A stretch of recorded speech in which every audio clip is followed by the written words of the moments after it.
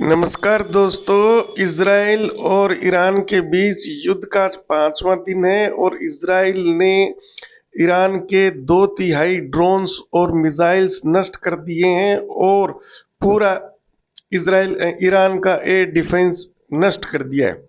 मुश्किल से ये युद्ध है वो 4 दिन और चलेगा और उसके बाद में पाकिस्तान पर हमला कर उसके परमाणु हथियारों को नष्ट करेगा और साथ ही भारत भी गिलगिट बाल्टिस्तान ले लेगा।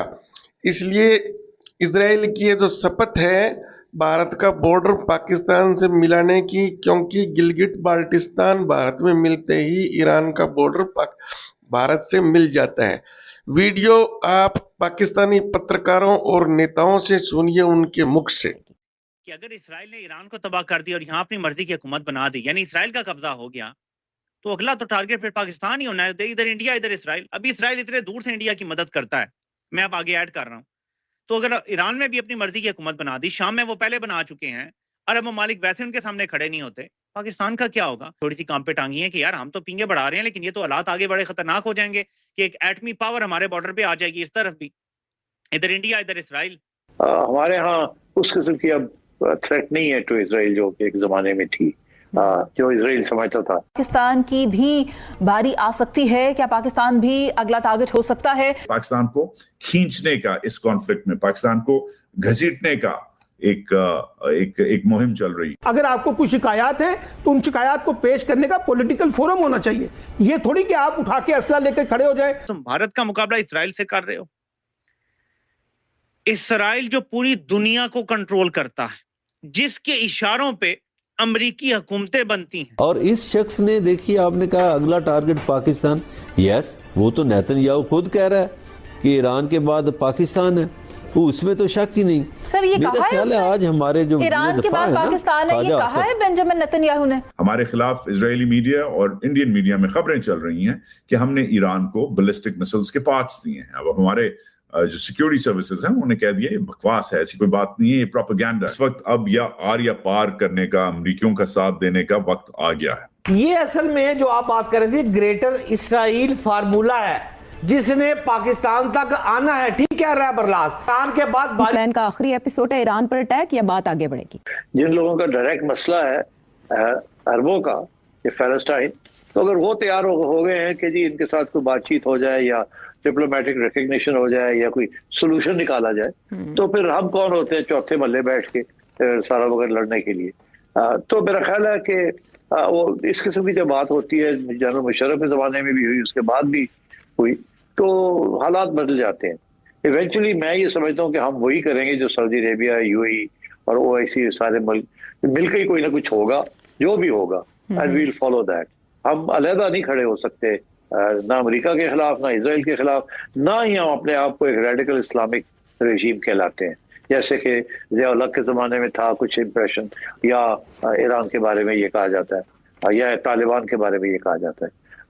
और आपने देखा कि तालिबान भी अब थोड़े बहुत सीधे हो गए हैं, अब वो भी सोच रहे हैं कि जी किस तरीके के साथ जरा मॉडरेशन की जाए, ऐसा मॉडरेट हो रहे हैं। सऊदी अरेबिया बहुत आगे निकल गया मॉडरेशन के अंदर। एक ज़माने में सब दुनिया की सबसे ज़्यादा फंडिंग मॉस्क्स को और देवबंदी इस्लाम को सपोर्ट करने के लिए सऊदी अरेबिया करता था, सब बंद हो गया under MBS and so on. तो मैं समझता हूँ कि हमारे यहाँ उस किस्म की अब थ्रेट नहीं है टू इसराइल जो कि एक ज़माने में थी, जो इसराइल समझता था। इसराइल दुनिया का सबसे ज्यादा सेंसर्ड इलाका है। इसराइल के बाहर कोई फुटेज बगैर इसराइल की मर्जी के नहीं जाती। वहां भी अगर इम्पैक्ट हो रहा है ना तो नजर आ रहा है, और कल से आप वीडियोस देख रहे होंगे सोशल मीडिया पे। पाकिस्तान ने जो इंडिया पे हमला किया, कोई एक इम्पैक्ट की वीडियो हमें नजर नहीं आई आज तक। कोई दिल्ली में मिसाइल गिरा हो, ठीक है, कोई पंजाब के किसी और इलाके में गिरा हो, कहीं भी हमें कोई इम्पैक्ट नजर नहीं है। जबकि मिसाइल जब गिरता है, ये सोशल मीडिया का दौर है, मिसाइल ऊपर ही होता है तो लोग कैमरा निकाल के एकदम वीडियो बना लेते हैं। इतने लोग तेज हो चुके हैं, लोगों को आदत हो गई है।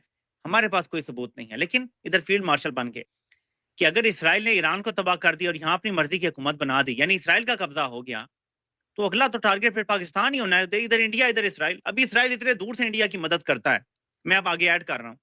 तो अगर ईरान में भी अपनी मर्जी की हुकूमत बना दी, शाम में वो पहले बना चुके हैं, अरब ममालिक वैसे उनके सामने खड़े नहीं होते, पाकिस्तान का क्या होगा? और फिर जब इस जो इसराइल और इंडिया का गठजोड़ है, اگر انڈیا خواہش کرے گا کہ جی ہم نے ختم کرنا ہے پاکستان کو، اسرائیل نے کود پڑنا ہے انڈیا کے ساتھ اور ہم تو سینڈوچ ہو جائیں گے بیچ میں. لیکن یہ بیانات بھی اسی لیے ہیں کہ ان کی بھی تھوڑی سی کام پہ ٹانگی ہیں کہ یار ہم تو پینگے بڑھا رہے ہیں لیکن یہ تو حالات آگے بڑے خطرناک ہو جائیں گے کہ ایک ایٹمی پاور ہمارے بارڈر پہ آ جائے گی، اس طرف بھی ادھر انڈیا ادھر اسرائیل.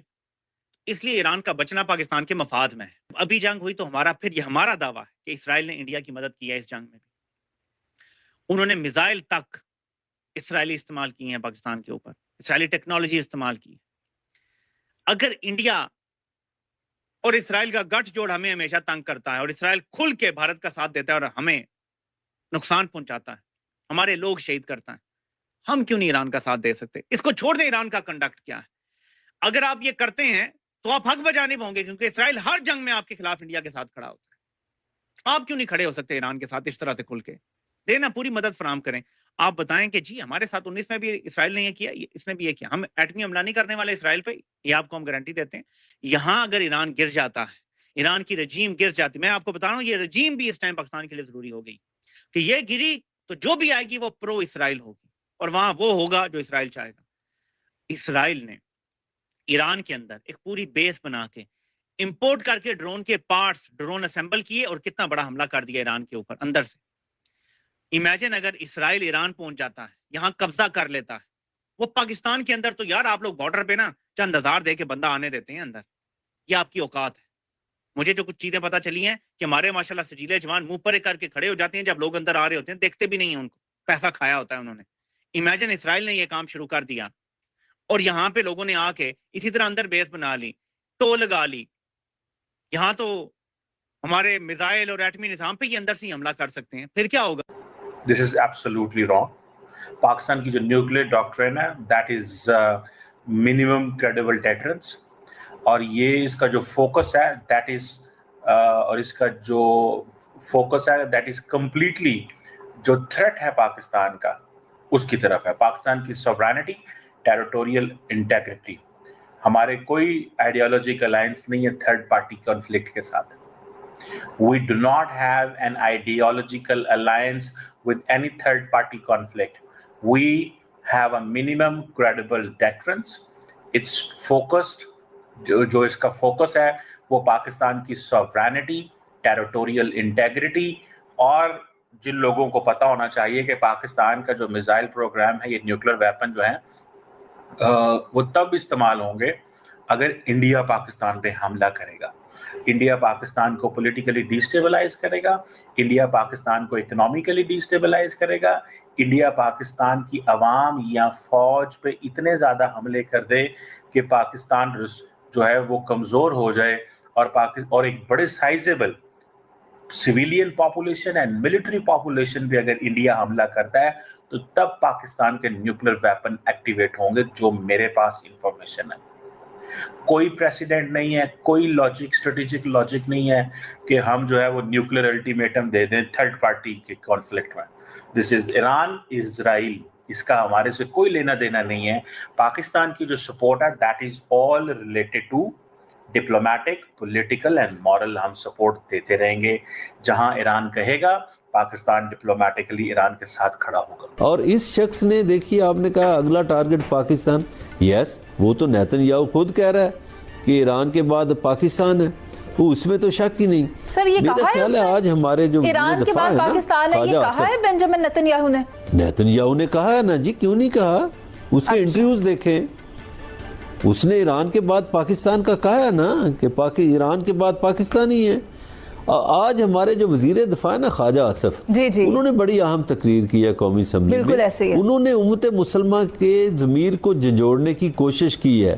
اچھا، یہ جو یہود و نصارہ کی آپ بات کرتی ہیں، یہ دیکھیے قرآن پاک کی بڑی واضح آیات ہیں کہ وہ انہی میں سے ہے جو ان کا ساتھ دیں گے نا یہود و نصارہ کا. وہ بظاہر بے شک اب نام کے مسلمان ہوں، لیکن قرآن کے مطابق وہ انہی میں سے ہے. وہ ان کا پھر مسلمانوں سے کوئی تعلق واسطہ نہیں. سر میں ابھی تک نا برلا صاحب آگے بڑھ نہیں پا رہی ہوں. میں نے کل پوری گفتگو سنی بنجامن نیتن یاہو کی ایران پر اٹیک کرتے وقت جو پالیسی اختیار کی جا رہی تھی، ریزنز جو بیان کی جا رہی تھی، اس میں مجھے کہیں پر بھی پاکستان کا نام نہیں دکھائی دیا. آپ کس انٹرویو کی بات کر رہے ہیں؟ مجھے کنفیوژن ہے میری، یہ دور کر دیں اگر آپ. منیزے آپ نیتن یاہو کے پرانے انٹرویوز اٹھائیں، ان کو دیکھیں، یہ ویڈیو انٹرویوز ہیں، میں کوئی کسی اخباری انٹرویو کی تو بات نہیں کر رہا۔ سر حوالہ کیا ہے اس کا؟ کیا وہ یہ چاہتا تھا کہ پاکستان اس کو تسلیم کرے؟ کیا یہ بات تھی؟ نہیں، وہ کہتا ہے یہ دنیا کے لیے خطرناک ہیں یہ ممالک، وہ ایران کو خطرہ سمجھتا ہے، اس کے بعد وہ کہتا ہے پاکستان خطرہ ہے۔ اچھا، پاکستان کا ایٹمی پروگرام تو اسرائیل کو بہت عرصے سے چبھ رہا ہے، یہ کس کو نہیں پتا؟ وہ کہتا ہے کہ جی یہ تو خطرناک لوگ ہیں، ان کے پاس ایٹم نہیں ہونا چاہیے، اور یہ عجیب طریقہ ہے کہ اسرائیل کے پاس ایٹم ہونا چاہیے، باقی کسی کے پاس نہیں۔ آپ اگر ہم سے جڑا رہنا چاہتے ہیں